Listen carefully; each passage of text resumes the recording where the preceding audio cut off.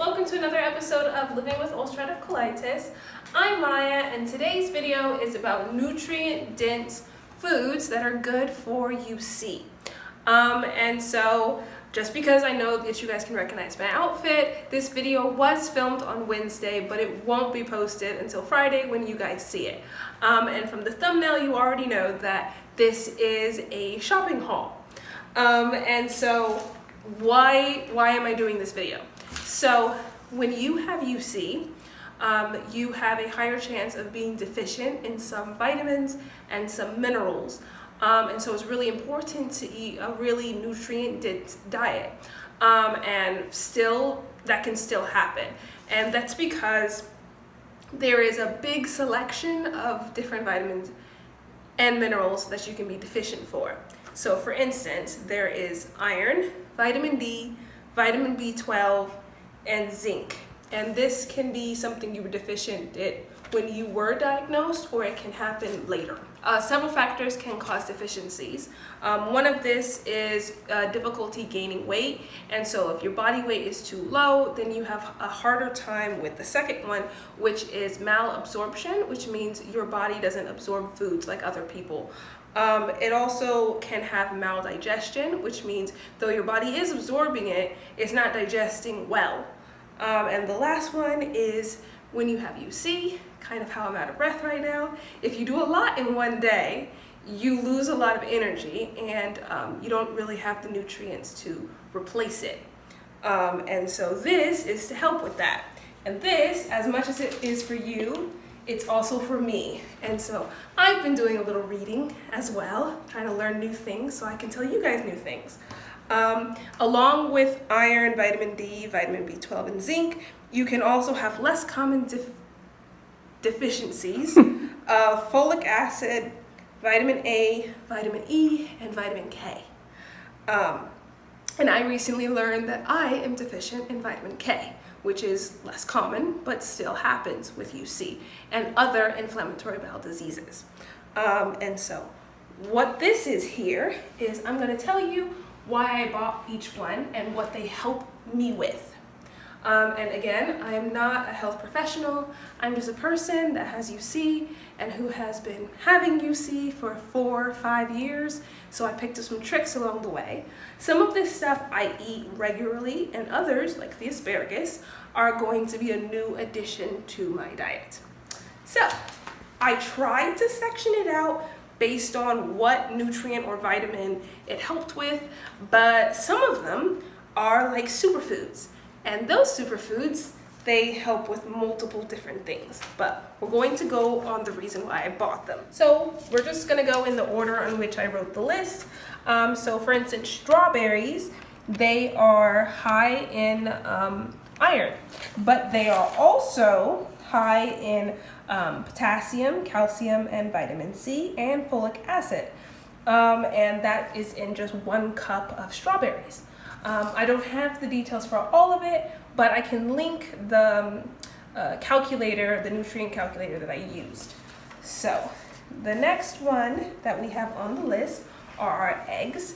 They are high in zinc and in iron. Then we have broccoli, which is zinc. Oh, wait. Our eggs are high in zinc and vitamin D. The broccoli is zinc and iron. Potatoes is zinc and iron as well, which is why they're next to each other in this little display. Our avocados are high in potassium, as are the bananas, the okra, and the sweet potatoes. Oh, okay. Yeah, that's why they're all together. I'm so proud of this little display.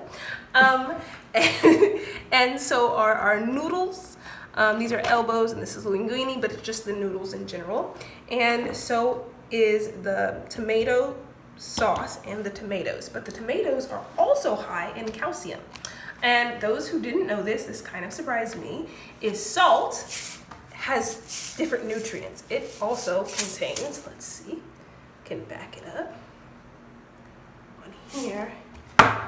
It can help with potassium, and all of these different things have like a purpose. So for instance, I eat 2 bananas or 1 banana every day, depending on how my output is. And that is because potassium helps with the absorption of water in the GI tract. And so if you have really low potassium, then your body creates an output that's looser. These little guys, they help thicken it up. But bananas, I feel like I can eat daily without my stomach getting mad, but that's different for each different people. So if you feel like you can eat a sweet potato every day, go for it. I'm with you. Milk, both milk also are high in potassium and vitamin D. This is kefir. For those who don't know, it is a probiotic rich drink, but it is also high in potassium, as is the okra. Now, for the beans are high in potassium as well, but the seaweed is calcium. This is calcium, the bread, and the tortillas are also rich in calcium. And for our cheeses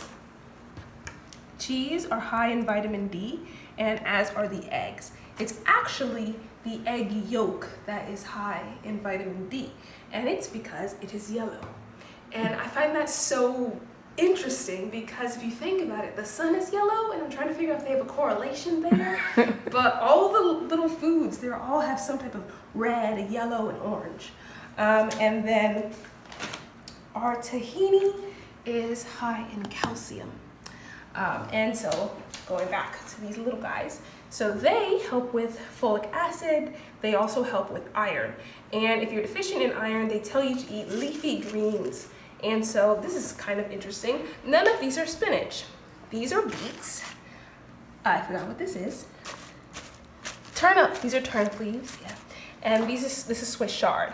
And all of these are everything that's on this table, a person with UC can digest. So there was a lot of things on the list on what you can eat, and some things that I didn't even talk about. But by the way, guys, sorry to interrupt you, but we have all 3 of these in the garden. It's just very small. We just needed it in there was also, sorry, coconut, high in iron. It is also sometimes fortified with calcium because it is a milk product, but this one we picked because it's high in iron. So that is the last thing on the table. But again, these foods I can digest. I don't have any problem digesting it, and that has been referred to with my doctor and different things and nurses and a nutrition, so I can eat these things. Now your table might be different, but if you want to know like what foods contain what, I will link the little calculator that I used. It's funny because sometimes you're reading it to learn like how much sugar is in it. I'm reading it to know how much calcium is in it. I'm reading to know how much iron is in it. And I found that kind of funny, but I hope this video was helpful. Please like, share, subscribe, and press the bell for notifications. Bye, guys.